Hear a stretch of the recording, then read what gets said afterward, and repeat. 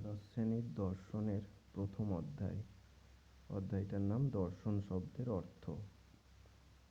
এই অধ্যায় থেকে তোমাদের পরীক্ষায় দুটো এমসিকিউ প্রশ্ন থাকবে। এখানে 15টা ইম্পর্টেন্ট প্রশ্ন দিয়েছি, এগুলো দেখে নাও। 1. দর্শন শব্দের অর্থ কী? উত্তর: সত্য বা তত্ত্ব বা আত্ম উপলব্ধি। 2. দর্শন শব্দের ইংরাজি প্রতিশব্দ কী? উত্তর: ফিলোসফি। 3. ফিলোসফি শব্দের অর্থ কী? উত্তর: জ্ঞানের প্রতি অনুরাগ। 4. দর্শন শব্দটির উৎপত্তি কিভাবে হয়েছে? উত্তর: সংস্কৃত দিশ ধাতুর সঙ্গে অনট প্রত্যয় যোগ করে। 5. সত্য উপলব্ধির জন্য কোন প্রক্রিয়া অবলম্বন করতে হবে? উত্তর: শ্রবণ, মনন ও নিদিধ্যাসন। 6.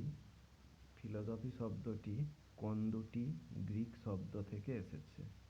উত্তর: ফিলোস এবং সোফিয়া। 7. ফিলোস এর অর্থ কী? উত্তর: অনুরাগ। 8. সোফিয়া শব্দের অর্থ কী? উত্তর: জ্ঞান। 9.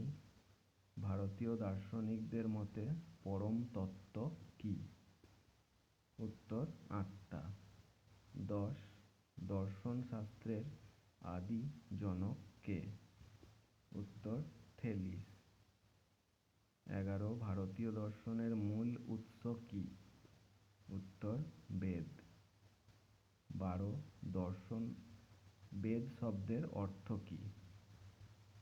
উত্তর: পরম জ্ঞান বা দেশ কালোত্তীর্ণ জ্ঞান। 13. ভারতীয় দর্শন চিন্তার উদ্ভব ঘটেছে কখন? উত্তর: প্রায় 2000 খ্রিস্টপূর্বাব্দে। 14. ভারতীয় দর্শন কিরূপ প্রকৃতির? উত্তর: আধ্যাত্মিক দর্শন। 15.